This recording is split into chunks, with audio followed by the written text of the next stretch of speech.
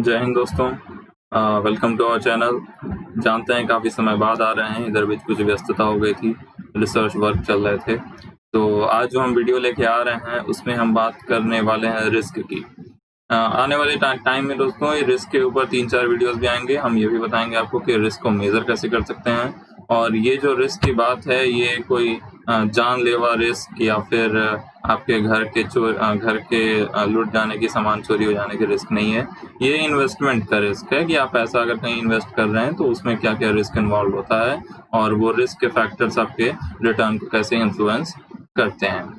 तो रिस्क का ये वीडियो होगा, इसमें आने वाले टाइम में हम मेज़रमेंट इसका बात करेंगे, मेज़रमेंट के कौन-कौन से टूल्स होते हैं उस पे बात करेंगे, और किस तरह आप रिस्क को मेज़र करके अपने रिटर्न को मैक्सिमाइज़ कर सकते हैं, ये भी आपको इस वीडियो सीरीज़ में आपको पता चलेगा।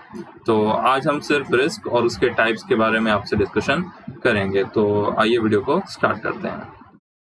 तो दोस्तों, जैसा हमने कहा था, आज हम जो बात करने जा रहे हैं वो है फिनेंशियल रिस्क की। फिनेंशियल रिस्क,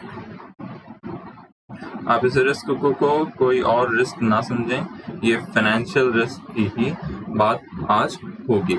तो दोस्तों, फाइनेंशियल रिस्क वो रिस्क है जो हर एक इन्वेस्टर, चाहे वो न्यू इन्वेस्टर हो या फिर एक लॉन्ग टर्म इन्वेस्टर हो, वो अपने इन्वेस्टमेंट करते समय अपने मनी से रिलेटेड एक रिस्क को महसूस करता है। उस रिस्क को हम फाइनेंशियल रिस्क कहते हैं। वो कैसा रिस्क हो सकता है दोस्तों? अगर आपने भी कभी इन्वेस्ट किया है तो आपको ये बात हमेशा मन में आती होगी कि क्या जो हम पैसा लगा रहे हैं वो पैसा सेफ है?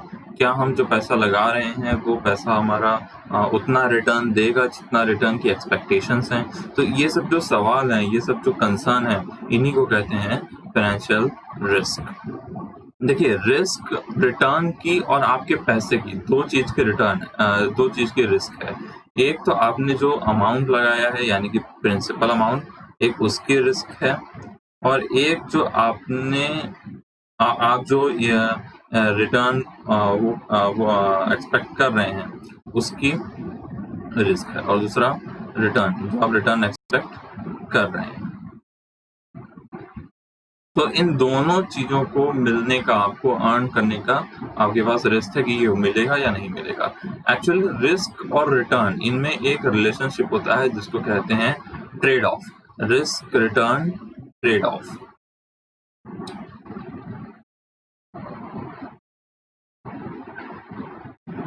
ट्रेड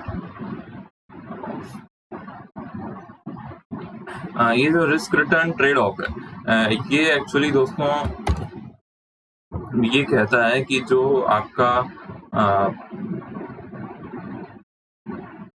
पैसा होता है, जो आपका रिटर्न होता है, वो एक्चुअली रिस्क पे डायरेक्टली निर्भर करता है। जितना ज़्यादा आप रिस्क लेंगे उतना ज़्यादा ही आपका रिटर्न ऊपर चलता जाएगा। मतलब जैसे जैसे आप रिस्क का फैक्टर बढ़ाएंगे, जैसे जैसे आप अपनी रिस्क टेकिंग एबिलिटी को बढ़ाएंगे, वैसे वैसे आपका रिटर्न का भी जो आपका दायरा होगा वो बढ़ता चला जाएगा। इसका बहुत ही बढ़िया एग्जाम्पल, करंट एग्जाम्पल हम आपको दे देते हैं, वो है Franklin Templeton company. Franklin Templeton, ये देखिए एक छोटी सी गलती थी।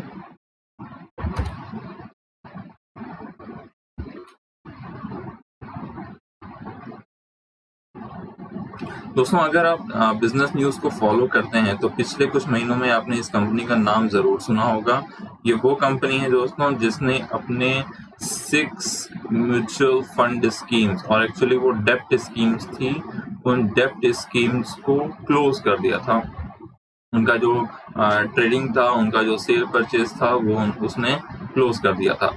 तो एक्चुअली इस 6 डेप्ट स्कीम में उन लोग को लिक्विडिटी की क्राइसिस हो गई थी, और जिसकी वजह से उनको ये स्कीम बंद करनी पड़ी थी। इस स्कीम में दोस्तों दिक्कत ये आ गई थी कि इस स्कीम में उनके पास इतना लिक्विडिटी था ही नहीं कि वो उनके रिडेम्पशन को फॉलो अप कर पाए। मतलब जो इन्वेस्टर इनमें से अपने पैसे निकाल रहे हैं उनको वो पैसे दे पाएं, कंपनी इस हालत में नहीं बची थी। ऐसा आया क्यों ये स्टेज दोस्तों इसलिए आया क्योंकि इन 6 स्कीम्स में जो पैसे आते थे, जो कैश का इनके पास इनफ्लो आता था, वो ये लेटर ऑन ऐसी कंपनीज में इन्वेस्ट करते थे जो डबल बी या फिर कहें हम लेस देन ए रेटेड होते थे। वो कैसे होते थे? Less than A rated. A rated मतलब देखिए ये जो कंपनी की रेटिंग होती है triple A, double A, triple A are the best companies, they are the blue chip companies. वो उनकी लिक्विडिटी पोजीशन बहुत ही अच्छी होती है। तो आप जब ट्रिपल ए कंपनीज में इन्वेस्टमेंट करते हैं तो आपका जो पैसा होता है वो काफी सेफ होता है, वहां से आपको रिटर्न की अच्छी खासी मतलब स्टेबिलिटी होती है। लेकिन जब आप अपने जो इन्वेस्टमेंट है उसमें कंपनीज का जो क्रिसिल रैंक है या फिर उनका जो लिक्विडिटी रैंकिंग है, क्रेडिट रैंकिंग है, उसको आप नजरअंदाज करके नीचे रैंकिंग वाली कंपनियों में इन्वेस्ट करने लगते हैं, तो ऐसी कंपनियों में इन्वेस्ट करने पे आपका रिस्क फैक्टर बढ़ जाता है, क्योंकि उनकी लिक्विडिटी पोजीशन, उनकी स्टेबिलिटी पोजीशन उतनी अच्छी नहीं होती है जितनी हायर रैंकिंग वाले कंपनीज की होती है, ट्रिपल ए रैंकिंग वाली कंपनीज की होती है। तो ये डबल ए और बी कैटेगरी की कंपनीज में इन्वेस्ट करते थे। सॉरी, मैंने यहाँ डबल बी लिख दिया है, ये डबल ए। वो ट्रिपल ए कंपनीज पे इन्वेस्टमेंट नहीं करते थे, वो डबल ए में करते थे या ए में करते थे। तो होता ये था कि ऐसी कंपनियों में रिस्क फैक्टर ज्यादा होता था, और ये आज से नहीं, लगभग पिछले 10 साल से कर रहे थे। फ्रैंकलिन टेम्पल्टन इंडिया की oldest mutual fund provider company है। जब हमारे यहाँ म्यूचुअल फंड नया प्राइवेटाइज हुआ था तब फ्रैंकलिन टेम्पल्टन उस समय आई थी। तो पिछले 10 साल से वो ये कंपनी काम कर रही थी। तो ऐसा एकदम से नहीं हो पाता, इसको टाइम लगता है, और 10 साल से ये चीजें रिकरिंग करते इस साल इसने दम तोड़ दिया। और वैसे भी कोरोना क्राइसिस में बहुतों का दम निकला हुआ है, तो इसका भी दम निकल गया। और जो डबल ए रेटेड या सिंगल ए रेटेड कंपनीज में इसने इन्वेस्ट करके रखा था, उन कंपनियों की हालत बिगड़ती चली गई। अभी हम कुछ आपको नाम बताएंगे, आप उससे समझ जाएंगे, जैसे IIFL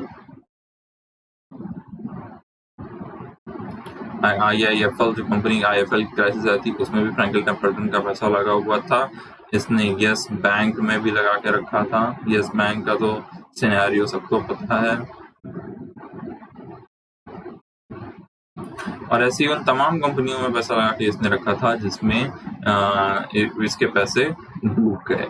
तो जब उसको अपने इन्वेस्टमेंट से रिटर्न नहीं मिल रहा था, ये जो 6 डेप्ट स्कीम के पैसे जहां लगे थे वहां से इसको रिटर्न नहीं आ रहा था, तो फिर ये वापस उस रिटर्न को अपने इन्वेस्टर तक भी नहीं पहुंचा पा रहा था, और इसीलिए उसने इन 6 डेप्ट स्कीम को टेम्पररी ऑफ कर दिया और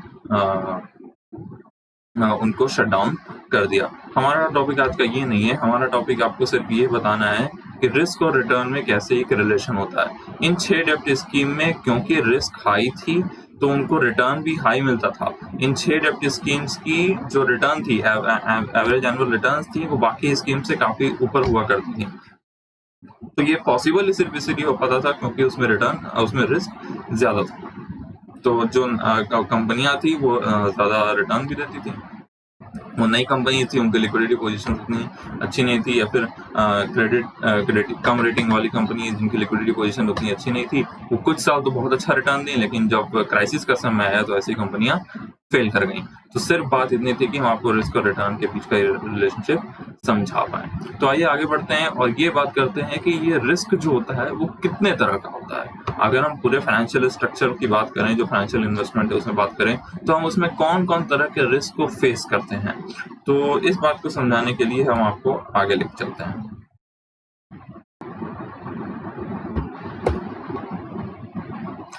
तो देखिए, रिस्क जो होता है दोस्तों, वो सबसे पहले 2 तरीके का होता है। एक होता है सिस्टमेटिक रिस्क, जिसमें 3 वैरायटीज होती हैं: इंटरेस्ट रेट का रिस्क, मार्केट रिस्क और परचेजिंग पावर का रिस्क। परचेजिंग पावर रिस्क दो तरह का होता है, एक होता है डिमांड पुल और एक होता है कॉस्ट पुश। ये सब क्या होता है अभी हम आपके आगे चर्चा करेंगे। दूसरा तरीके का होता है अनसिस्टमेटिक रिस्क, जो सिर्फ दो तरीके का है, एक बिजनेस रिस्क और एक फाइनेंशियल रिस्क। तो ये पूरी रिस्क की क्लासिफिकेशन है जो आज हम चर्चा करने वाले हैं। तो एक एक करके सब पे बात करते हैं।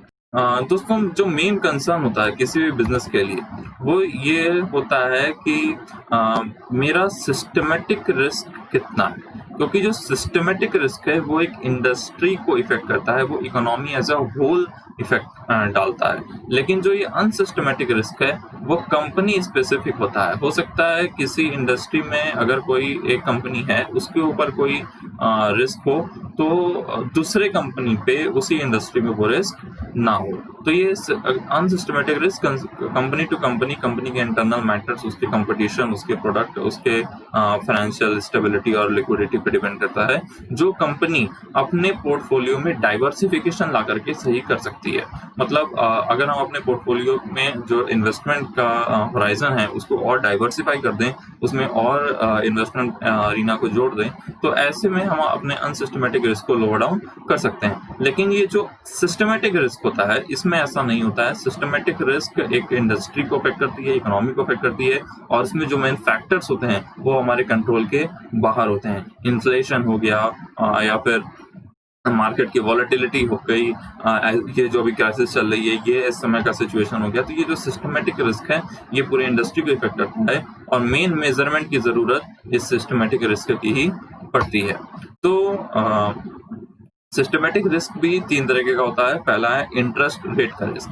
इंटरेस्ट रेट रिस्क दोस्तों वो रिस्क है जहां पे आपके डेब्ट मार्केट में जो डेब्ट इंस्ट्रूमेंट्स होते हैं जैसे बॉन्ड्स पे मिलने वाला इंटरेस्ट फ्लक्चुएट करता है मार्केट में। तो उन बॉन्ड्स पे मिलने वाले इंटरेस्ट से आपके कंपनी पे जो असर पड़ता है उसको कहते हैं इंटरेस्ट रेट का रिस्क। मान लीजिए आपकी कोई कंपनी है जो 100 रुपए का बॉन्ड इशू करती है या 1000 का बॉन्ड इशू करती है। आपकी किसी कंपनी ने 1000 का बॉन्ड इशू किया है जिसपे आप 10% का इंटरेस्ट देते हैं, और मान लीजिए मार्केट फ्लक्चुएशन की वजह से ये जो 10% का इंटरेस्ट रेट है वो 12.5% हो जाता है। तो अब क्या होगा कि जो इन्वेस्टर्स होंगे वो ये 1000 रुपए के बॉन्ड के बदले ये वाला बॉन्ड खरीदना ज्यादा प्रेफर करेंगे, क्योंकि उनको जो है इंटरेस्ट रेट अब ज्यादा मिलता है। तो ऐसे में आपको अपने इस बॉन्ड की जो फेस वैल्यू है उसको रिड्यूस करनी पड़ेगी और इसको आप कितना 800 रुपये अगर कर देंगे तो 1000 का 10% 100 रुपीज और 800 का 12.5% भी 100 रुपीज। अब यहाँ पे उनको जो रिटर्न है वो पार हो रहा है, वो चाहे आपका बॉन्ड लें या फिर ये मार्केट वाला बॉन्ड लें, दोनों पे उनको रिटर्न जो मिल रहा है वो 100 ही मिल रहा है। तो उनके लिए अब आपका जो बॉन्ड है वो मार्केट के एट पार हो गया। तो लेकिन यहाँ पे दिक्कत यह है कि आप जो 1000 रुपये आप कमा रहे थे उसके बदले अब आपको सिर्फ 800 रुपये का ही आप कैश इनफ्लो कर पाएंगे अपने बॉन्ड के थ्रू। तो ये जो रिस्क है मार्केट में, जो इंटरेस्ट रेट फ्लक्चुएट करता है, इस रिस्क को कहते हैं इंटरेस्ट रेट रिस्क। दूसरा रिस्क है दोस्तों आपका मार्केट रिस्क। मार्केट रिस्क वो रिस्क है जहां पे मार्केट की वॉलेटिलिटी आपके कंपनी को इफेक्ट करती है। आपने अक्सर देखा होगा कि किसी अगर कंपनी का प्राइस कोटेशन देखें, जैसे हम मान लीजिए HDFC लेके चलते हैं, तो HDFC का प्राइस या हम इंडसइंड लेके चलते हैं। इस कोरोना वायरस के पहले इंडसइंड की जो मार्केट प्राइसिंग थी वो 1500-1600 के आसपास ट्रेड कर रही थी, जो इस समय 500 के आसपास ट्रेड कर रही है। तो ये मार्केट के फ्लक्चुएशंस की वजह से एक कंपनी के जो शेयर प्राइस है वो डाउन हो जाता है। जो मार्केट की वॉलेटिलिटी है वो कंपनी के शेयर प्राइस को इफेक्ट करती है और जिससे कंपनी की रिस्क अवर्जन है वो बढ़ जाती है। उसके जो रिस्क के प्रति जो उसका वो ओपननेस है वो उसका बढ़ जाता है, और मार्केट रिस्क इस तरह से आपकी कंपनी को इफेक्ट करती है। अगला जो रिस्क है दोस्तों वो है हमारा परचेजिंग पावर का रिस्क। परचेजिंग पावर रिस्क वो रिस्क है जो आपके इन्फ्लेशन से रिलेटेड है। इन्फ्लेशन आपकी परचेजिंग पावर को इफेक्ट करता है। परचेजिंग पावर मतलब आपका पैसा कितना खरीद सकता है। आप आज 100 रुपए में कोई 1 किलो सामान खरीद पा रहे थे, तो हो सकता है कुछ समय बाद आप 100 रुपए में सिर्फ 750 ग्राम ही खरीद पाएं। तो आपकी परचेजिंग पावर जो है उस पैसे की वो कम हो गई है। या फिर अगर आप 100 रुपए में 1 केजी के बदले आज के टाइम 1.25 केजी या 1.5 केजी खरीद पा रहे हैं, तो परचेजिंग पावर उसकी बढ़ गई है। आप उतने ही रुपए में ज्यादा या कम सामान खरीद पा रहे हैं, ये आप बताता है कि आपकी रुपए की या आपकी करेंसी की परचेजिंग पावर कितनी है। तो इन्फ्लेशन डायरेक्टली अफेक्ट करता है आपके परचेजिंग पावर को। तो परचेजिंग पावर किस पे डिपेंड करता है? इन्फ्लेशन पे डिपेंड करता है। अगर आपकी एक इकोनॉमी में इन्फ्लेशन ऊपर जा रहा होगा, तो आपकी जो परचेजिंग पावर है वो नीचे जा रही होगी, क्योंकि इन्फ्लेशन की वजह से महंगाई आ रही होगी। महंगाई आपकी परचेजिंग पावर को कम कर देगी। और अगर इन्फ्लेशन नीचे जा रहा होगा तो आपकी परचेजिंग पावर ऊपर जाएगी, और आप उतने ही पैसे में ज्यादा सामान खरीद पाएंगे, क्योंकि इन्फ्लेशन नीचे है, आपको सामान सस्ते में मिल रहा है। तो ये है परचेजिंग पावर का रिस्क। ये सारी चीजें भी कंपनी को इफेक्ट करती हैं, क्योंकि मेनली कंपनी को बिजनेस उसी इकोनॉमी में करना है। तो ये एक एज अ ब्रॉड हम देखते हैं कि इन्फ्लेशन लेवल इकोनॉमी में कैसा चल रहा है। ये इन्फ्लेशन लेवल कंपनी को दो तरीके से इफेक्ट करता है। एक है डिमांड और दूसरा है कॉस्ट। डिमांड जो होती है वो पुल है, मतलब डिमांड लोग डिमांड करते हैं। जब लोग डिमांड करते हैं तो वो आपसे कोई चीज मांग रहे होते हैं। जब मार्केट में डिमांड होती है तो आपको वो चीज सप्लाई करनी होती है। तो ये एक पुल टाइप का इन्फ्लेशन है, जहाँ पे कंज्यूमर आपसे कुछ खरीदने की कोशिश कर रहा है, इसीलिए इसका नाम डिमांड पुल है। तो ये डिमांड पुल इन्फ्लेशन होता है, वो डिमांड की वजह से आती है। मान लीजिए अगर किसी मार्केट में किसी एक आइटम की डिमांड बढ़ जाए अचानक, तो ऐसे में उसकी कॉस्ट भी ऑटोमेटिकली बढ़ जाएगी, उसकी प्राइस ऑटोमेटिकली बढ़ जाएगी। तो ये जो इन्फ्लेशन का रिस्क है, ऐसे जो इन्फ्लेशन आएगा उसको बोलते हैं डिमांड पुल इन्फ्लेशन। मान लीजिए जैसे आज इंडिया चाइना का काफी टेंशन चल रहा है, और आने वाले टाइम में इंडियन मोबाइल फोन्स की डिमांड मार्केट में बहुत तेज बढ़ जाती है। फॉर पर्पस हम सपोज कर लेते हैं। तो ऐसे में होगा क्या कि जो मोबाइल फोन आपको आज 5,000 में मिल जाता है, वो आने वाले टाइम में 6,000, 7,000, 8,000 का मिले। तो ये है डिमांड पुल इन्फ्लेशन की। जब मार्केट में डिमांड बढ़ गई है तो उसकी वजह से जो सप्लायर है उसने अपना प्राइस इंक्रीज कर दिया है। तो ये हो गया demand pull inflation. Cost push inflation वो होता है जहाँ पे आप जिस रॉ मटेरियल से या फिर जिस मटेरियल से अपना सामान बना रहे हैं, वो मटेरियल की कॉस्ट महंगी हो गई है। आपका जो कॉस्ट था वो 100 रुपए से बढ़ करके अब 150 हो चुका है।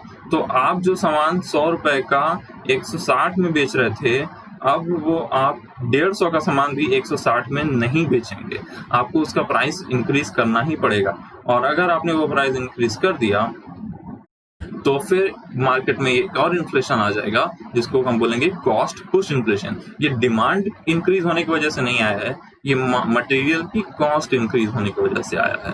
तो परचेजिंग पावर इन्फ्लेशन पे डिपेंड करता है, और इन्फ्लेशन दो तरीके से आ सकती है। तो ये हो इस पूरे सिनेरियो को कहते हैं परचेजिंग पावर रिस्क। अब बात करेंगे अनसिस्टमेटिक रिस्क की। अनसिस्टमेटिक रिस्क दोस्तों मैंने आपको शुरुआत में बताया था कि ये कंपनी स्पेसिफिक होता है, ये कोई इंडस्ट्रियल रिस्क नहीं होता है। इसको हम डाइवर्सिफाई करके, पोर्टफोलियो में डाइवर्सिफिकेशन ला करके अनसिस्टमेटिक रिस्क को मिटिगेट कर सकते हैं। ये दो तरीके का होता है, एक होता है बिजनेस रिस्क और एक होता है फाइनेंशियल रिस्क। बिजनेस रिस्क दोस्तों वो रिस्क है जहां पे आपकी प्रॉफिट कम हो रही है, और प्रॉफिट कम होने की वजह से आप अपने कंपनी का ऑपरेशंस अच्छे से नहीं कर पा रहे। जो आपका ऑपरेटिंग एक्सपेंस है वो भी अच्छे से मीट नहीं हो रहा है, तो ऐसे रिस्क को हम बोलते हैं बिजनेस रिस्क। मान लीजिए आपका एक सीजनल बिजनेस है। सीजनल बिजनेस मतलब आप विंटर में आपकी अच्छी कमाई होती है, लेकिन समर में आपकी अच्छी कमाई नहीं हो पाती, आपका बिजनेस इतना काम नहीं कर पाता। तो ऐसे में होगा क्या कि समर के समय आप अपनी ऑपरेटिंग एक्सपेंस को पूरा नहीं कर पाएंगे, और ये एक साइक्लिकल इफेक्ट है जिसको हम कहते हैं, जो आप बिजनेस रिस्क के अंडर में आ जाएगा। तो बिजनेस रिस्क जो होता है वो कंपनी स्पेसिफिक होता है, वो इंडस्ट्रियल स्पेसिफिक नहीं होता है, वो कंपनी को इफेक्ट करता है। और आप डाइवर्सिफिकेशन लाके, मान लीजिए आपका कोई बिजनेस है जो विंटर में चलता है, तो आप एक साइड में एक ऐसा बिजनेस भी कर सकते हैं जो 12 महीना भी चलता हो। तो जब आप डाइवर्सिफिकेशन लाएंगे, और यही बात इन्वेस्टमेंट में भी लागू होती है, जब आप इन्वेस्टमेंट को डाइवर्सिफाई करेंगे, अलग अलग स्कीम्स, अलग अलग ट्रेडिंग प्लेटफॉर्म्स पे, इन्वेस्टमेंट प्लेटफॉर्म्स पे इन्वेस्ट करेंगे, तो आपका रिस्क भी मिटिगेट हो जाएगा, और एक जगह का रिस्क आपके दूसरे जगह के प्रॉफिट से, आपके दूसरी जगह के रिटर्न से ट्रेड ऑफ हो जाएगा, और आपको एक अच्छा रिटर्न, डिसेंट रिटर्न मिल जाएगा। तो इसको कहते हैं बिजनेस रिस्क, जो कंपनी के ऑपरेशन से रिलेटेड होता है। दूसरा होता है फाइनेंशियल रिस्क, जो कंपनी के लिक्विडिटी से रिलेटेड होता है। आपकी कंपनी कितनी लिक्विड है, आप वो अपने जो उसके ऑब्लिगेशंस हैं उनको वो मीट कर पा रही है या नहीं कर पा रही है, उसको उसकी इस कैपेबिलिटी को, उसकी सॉल्वेंसी कैपेबिलिटी को बोलते हैं फाइनेंशियल रिस्क। अगर वो उसको कोप अप नहीं कर पा रही है, फॉर एग्जांपल आपको ईयरली 15% का इंटरेस्ट पे करना होता है, जिसकी टोटल, जो आपकी टोटल कॉस्ट है वो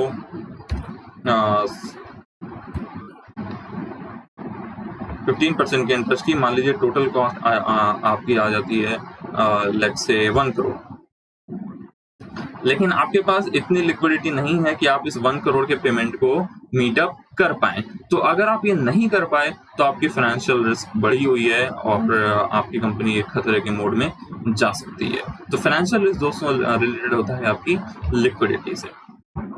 तो ये एक बात थी पूरी रिस्क की, जहाँ पे हमने आपको अलग अलग तरह के रिस्क का डेफिनेशन बताया, उनका किस तरह का इफेक्ट होता है मार्केट और कंपनी के ऊपर, वो बताया।